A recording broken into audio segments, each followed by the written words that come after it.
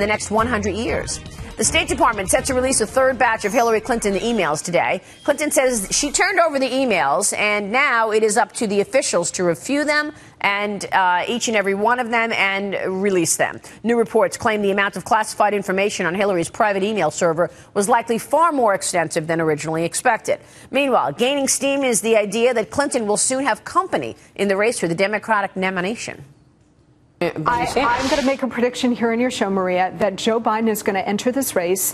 And given the very bad blood between the Obamas and the Clintons, Barack Obama is going to back his vice president, give him the full weight of the White House, all of the infrastructure that they used in 08 and 12 in order to get Barack Obama elected, which he has been withholding for her. And she's been begging for the last 4 years. He's going to turn that over to Biden, and Biden's going to end up with the nomination. I would not be surprised. I could be wrong. I would not be surprised, actually. Joining us right now, Heritage Foundation fellow and Fox News contributor Steve Moore to weigh in on that. Steve, good to see you. Hi, Maria. What's your take on the Biden expectation? You know, I always thought there would be someone else, a heavyweight in this race, especially as we see Hillary faltering over the last couple of months. And I think Joe Biden is sort of the obvious one. Now, there are others that people are talking about, Maria. One is, of course, Secretary of State John Kerry. And another one, a kind of dark horse that I've talked about on your show before, is the governor of California, Jerry Brown, who is, you know, the governor of the biggest state. So, yeah, if Hillary falters in New Hampshire, and she's not looking good there right now, I think you're going to see a lot of new candidates enter this race. Yeah, interesting, because for the longest time, Senator Scott Brown, she was really it for the Democratic Party, and it was fine that way. But then Bernie Sanders starts, you know, gaining momentum, and now all this speculation about Joe Biden. What's your take? Well, certainly he's the vice president for 8 years. He should be in there. I was kind of surprised that he hadn't jumped in earlier. And the fact that he's not in there yet, I think, is quite telling. In New Hampshire, let's talk about that for a second, Maria. You have a situation where in New Hampshire, the independents can actually go Democrat or Republican. And as a result of that, what they're going to do is the independents are going to go play in the Republican primary because there's so many of them and they can make a difference.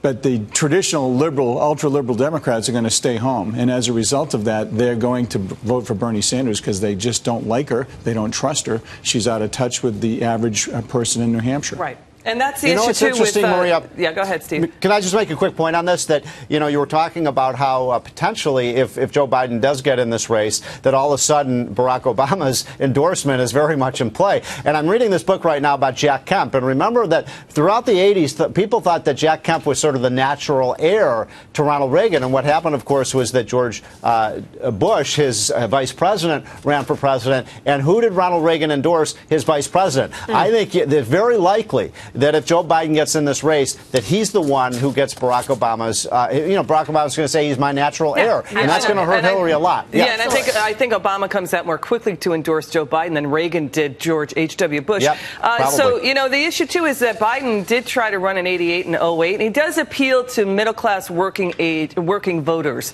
I think in many respects more than Hillary does.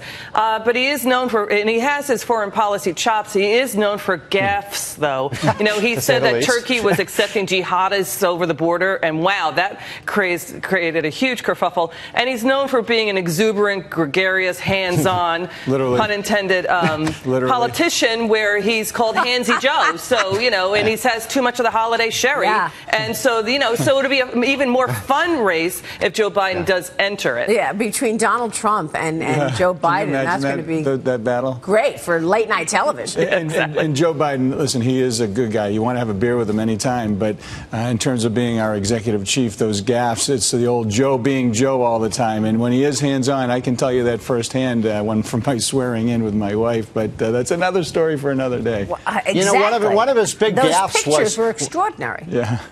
One of his big gaffes was that would come back to haunt him is, remember what he said in, I think it was 2009 or maybe 2010. He said, expect the roaring, you know, summer of recovery. And here we are in summer of 2015. We still haven't had that recovery. Yeah, there's been no immaculate recovery. Boring.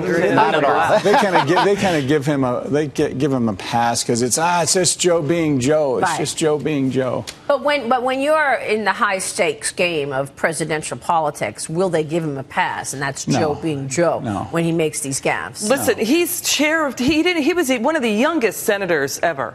You know, he's a machine retail politician. He didn't get where he is by not. He's really good at what he does. Chair of important committees in Congress and now vice president. I mean, he's a guy to watch. And when the president checked out with a lot of the bills and efforts that were happening in the United States Senate when I was there, it was actually Joe Biden who was the one who was there working with the senators trying to get a deal done. So he does know how to obviously work the halls of Congress and get things done. Really interesting. Steve, what would be the timing on that? When would you expect a Biden announcement if, in fact, we were to get that? What do you think? Are we talking about next couple of months?